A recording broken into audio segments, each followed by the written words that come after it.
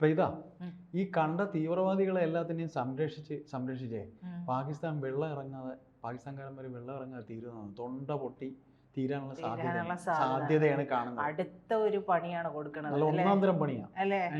ഒരു 8ന്റെ പണി അല്ല, 8ന്റെ എന്നൊക്കെ പറഞ്ഞാൽ പണിയാണ്. അതെ, അതായത് അടുത്ത സത്യം പറഞ്ഞാൽ അതൊരു സർജിക്കൽ സ്ട്രൈക്ക് എന്ന് വേണേ പറയാം അല്ലെ.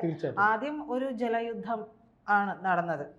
ജലം കൊണ്ട് മുറിവേറ്റ് പാകിസ്ഥാൻ എന്ന് വേണം. രക്തം ഒഴുകുന്നൊക്കെയാ പറഞ്ഞു. നിങ്ങൾ വെള്ളം നിർത്തിയാൽ രക്തം ഒഴുകുന്ന പറഞ്ഞു. ഇതിപ്പോ രണ്ടും ഒഴുകൂല എന്നുള്ളത് മനസ്സിലായില്ല. ഇന്ത്യയുടെ അടുത്ത് ആദ്യം രക്തം ഒഴുകൂല, ഇവർക്ക് കുടിക്കാൻ വെള്ളം എവിടുന്ന് ഒഴുകത്തുമില്ല. അതെ, വെള്ളം കുടിച്ചിട്ട് വേണമല്ലോ രക്തം ഒഴുകാൻ. തീർച്ചയായിട്ടും. അപ്പോ ഞാൻ പറഞ്ഞത് ജലം കൊണ്ട് മുറിവേറ്റ് പാകിസ്ഥാൻ, അതായത് ആ കൊടുത്ത ഒരടി നമ്മൾ വ്യോമയാന നടപടികളിലൊക്കെ പോയി. പക്ഷെ അതിനേക്കാളൊക്കെ ഉപരി അവർക്ക് മർമ്മത്തേറ്റ അടി എന്ന് പറയുന്നത് ഈ പറയുന്ന സിന്ധു നദീജല കരാറുമായി ബന്ധപ്പെട്ടിട്ടുള്ളത് തന്നെയാണ്. അപ്പോൾ അത്തരത്തിലുള്ള അടുത്ത ഒരു അടിയാണ്, ഇന്ത്യയുടെ ഒരു അടിയാണ് ഇപ്പോൾ അവരുടെ മർമ്മത്തേറ്റിരിക്കുന്നത്. അതായത് പാകിസ്ഥാൻ സ്വപ്നത്തിൽ പോലും ചിന്തിക്കാത്ത കാര്യങ്ങളിലേക്കാണ് ഇന്ത്യ പോകുന്നത്. എന്താ സംഭവം വെച്ചിട്ടുണ്ടെങ്കിൽ പാകിസ്ഥാനിലേക്കുള്ള ജലമൊഴുക്ക് ഗണ്യമായിട്ട് കുറക്കാനാണ് ഇന്ത്യയുടെ അടുത്ത തീരുമാനം. നിലവിൽ ഇതിനു വേണ്ടിയിട്ട് വർഷങ്ങൾ വേണ്ടി വരും ഇതൊക്കെ ചെയ്യാനായിട്ട്.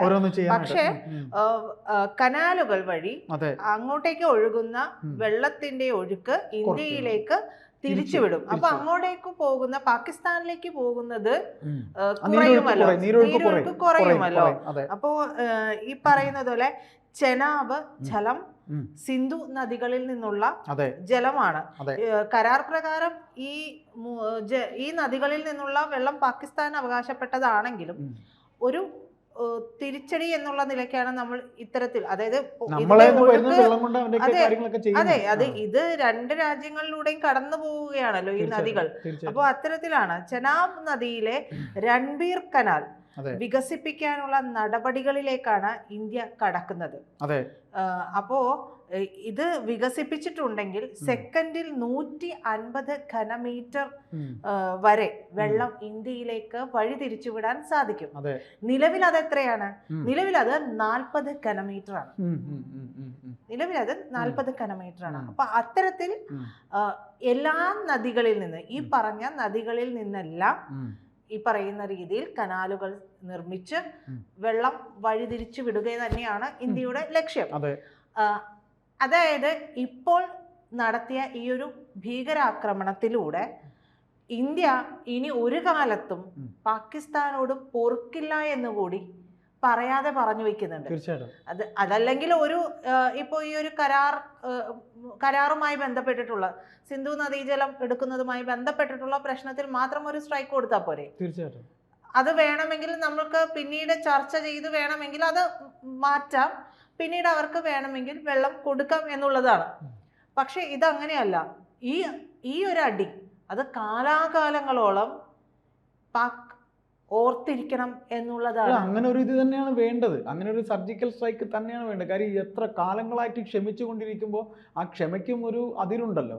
ആ അതിര് കിടക്കുന്ന രീതിയിലേക്ക് പോകുമ്പോൾ ഇതൊരു പ്രായോഗികം കൂടെയാണ് ഈ സംഗതി എന്ന് പറയുമ്പോൾ. അതിന് വേറെ ഈ പ്രത്യക്ഷത്തിൽ അങ്ങനെ ഒന്ന് അടിച്ചിരുത്തല്ലോ, പതിയെ പണിയങ്ങ് വരും. സ്ലോ പോയിസൺ എന്ന് പറയുന്നത് അത് വളരെ നല്ല തീരുമാനമാണ്. അതെ, ആരുടെ തലയിൽ ഒതിച്ചാലും. അതെ, അത് നമ്മൾ പറയാതിരിക്കാൻ പറ്റില്ല. അതുകൊണ്ടാണ് ഞാൻ പറഞ്ഞത്, ഭീകരതയ്ക്കെതിരെ ഭീകരതയുമായിട്ട് മുന്നോട്ട് വരുന്ന രാജ്യങ്ങൾ ആരൊക്കെയാണോ അതിനെ പിന്തുണയ്ക്കുന്നത് അവരെല്ലാവരും ഇത്തരത്തിലുള്ള നടപടി പഠിക്കണം. കാരണം നമ്മൾ അങ്ങനെ ഒരു തിരിച്ചടി മാത്രമല്ല, പ്രത്യാക്രമണം നടത്തുക മാത്രമല്ല, ഇത്തരത്തിൽ കൂടി ഒരു പ്രത്യാക്രമണം നമുക്ക് നടത്താൻ കഴിയുമെന്ന് കൃത്യമായിട്ട് പറഞ്ഞു വെക്കുന്നത്. ശരിക്കുള്ള അഹങ്കാരം തീരും, ശരിക്കും അഹങ്കാരം തീരും. അതെ, കുടിക്കാൻ വെള്ളം ഉണ്ടെങ്കിലേ ഇവനൊക്കെ വളർത്തുള്ളൂ. അതെ, വെള്ളം കൊടുക്കണമല്ലോ. പക്ഷെ ഇതെല്ലാം ഈ പാകിസ്ഥാന്റെ, അതും പറയണമല്ലോ, പാകിസ്ഥാന്റെ ഈ എന്താ പറയാ ആർമി ലീഡർഷിപ്പും പൊളിറ്റിക്കൽ ലീഡർഷിപ്പും ഇതൊക്കെ ചെയ്യുമ്പോഴും പ്രശ്നത്തിലാകുന്നത് ഇതിലൊന്നും പെടാത്ത സാധാരണക്കാരും കൂടിയാണ്. അതെ, ഇതിപ്പോ ഇത് സംഭവിക്കുമ്പോൾ, ഈ രൺബീർ ഇതുമായി ബന്ധപ്പെട്ടുള്ള രൺബീർ കനാല് വികസിപ്പിക്കുന്ന നടപടികളിലേക്ക് കടക്കുമ്പോൾ 19ാം നൂറ്റാണ്ടിൽ പണി കഴിപ്പിച്ച ഈ കനാലിന് 60 കിലോമീറ്ററോളമാണ് നീളമുള്ളത്. ഇതിന്റെ നീളം 120 കിലോമീറ്റർ വരെ ആക്കാനാണ് കേന്ദ്ര സർക്കാരിന്റെ പദ്ധതി. പൂർത്തിയായിട്ടുണ്ടെങ്കിൽ ഏറ്റവും കൂടുതൽ ബാധിക്കുക പാകിസ്ഥാനിലെ പഞ്ചാബ് പ്രവിശ്യയാണ്. ഇവിടുത്തെ കാർഷിക മേഖല ജലക്ഷാമത്തെ തുടർന്ന് തകർച്ചയിലാകുമെന്നുള്ള ആശങ്ക ഒന്നാമത് സിന്ധു നദീജലവുമായി ബന്ധപ്പെട്ടുള്ള വിഷയങ്ങൾ വന്നപ്പോൾ തുടങ്ങി പാകിസ്ഥാനിലെ കാർഷിക പരമായിട്ടുള്ള കാര്യങ്ങളിലെല്ലാം അവർക്കൊരു തിരിച്ചടിയാണ്. അപ്പൊ ഇതുകൂടി ചെനാബിലെ രൺബീർ കനാൽ കൂടി വികസിപ്പിക്കുകയും അതുവഴി വെള്ളം തിരിച്ചുവിടുകയും ചെയ്യുമ്പോൾ പഞ്ചാബ് പ്രവിശ്യയിലുള്ള ഈ പറയുന്ന കാർഷിക മേഖലയെ കൂടി ബാധിക്കും, വലിയ രീതിയിൽ തന്നെ ബാധിക്കും. ഇതിന് പുറമെയാണ് ഈ ചെനാബിലേതിന് പുറമെയാണ് മറ്റു നദികളിലും ജലവൈദ്യുത പദ്ധതികളും ഒക്കെ നിർമ്മിക്കുന്നത്.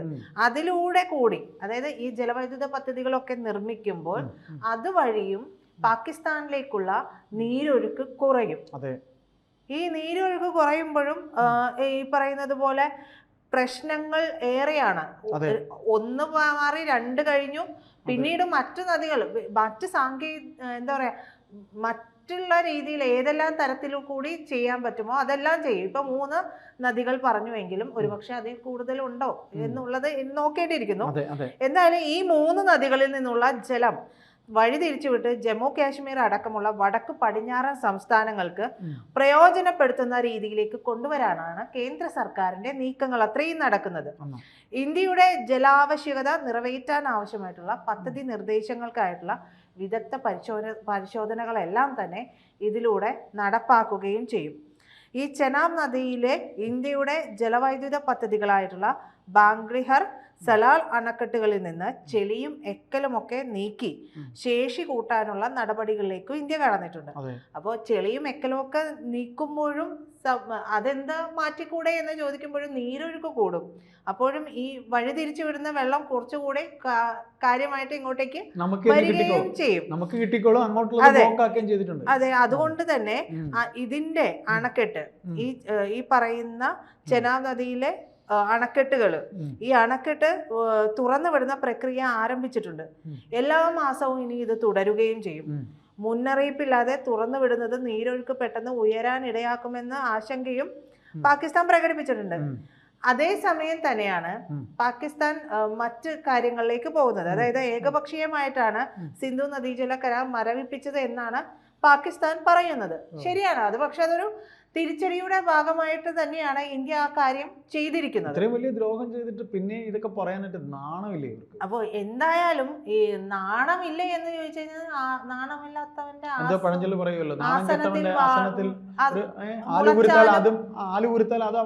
തണലാണല്ലോ.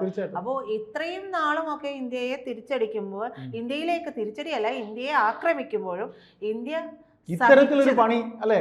അതെ, അതെ, നമുക്കൊരു ആൾനാശം ഉണ്ടാക്കിയിട്ടോ മറ്റുള്ളവരെ ഉപദ്രവിച്ചിട്ടോ ഉള്ള ഒരു രീതിയിലേക്ക് പോകാനൊന്നും ഇന്ത്യക്ക് താല്പര്യമില്ല. പക്ഷേ അതിലേക്ക് നമ്മളെ കൊണ്ടെത്തിച്ചു കഴിഞ്ഞിട്ടുണ്ടെങ്കിൽ എങ്ങനെ ചെയ്യണം എന്നുള്ളത് കൃത്യമായിട്ട് അറിയാവുന്ന ഒരു ഭരണ നേതൃത്വം തന്നെയാണ്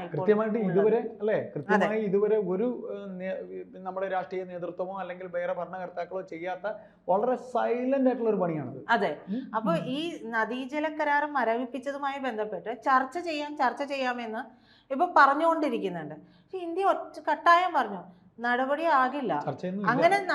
അങ്ങനെ ചെയ്യണമെങ്കിൽ മസൂദ് അസർ ഉൾപ്പെടെയുള്ള ഭീകരരെ ഇന്ത്യക്ക് കൈമാറണം.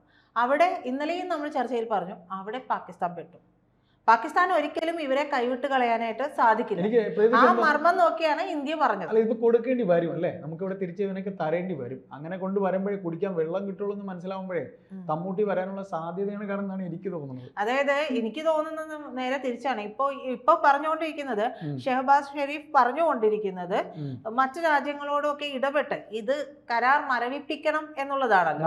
പക്ഷേ നേരിട്ട് മോദിക്ക് മുമ്പിൽ സറണ്ടർ ആവേണ്ട അവസ്ഥ ഷഹബാസ് ഷെരീഫിന് വരും എന്നുള്ളതാണ്. കാരണം ഈ വെള്ളം കൊണ്ട് എന്ത് പറ്റും എന്നുള്ളതല്ല, വെള്ളം കൊണ്ട് എന്തെല്ലാം സാധിക്കും എന്നുള്ളത് ഇന്ത്യ കാണിച്ചു കൊടുക്കുന്നുണ്ട്. അപ്പൊ അതും ഒരു തിരിച്ചടിയുടെ ഭാഗമാണ്.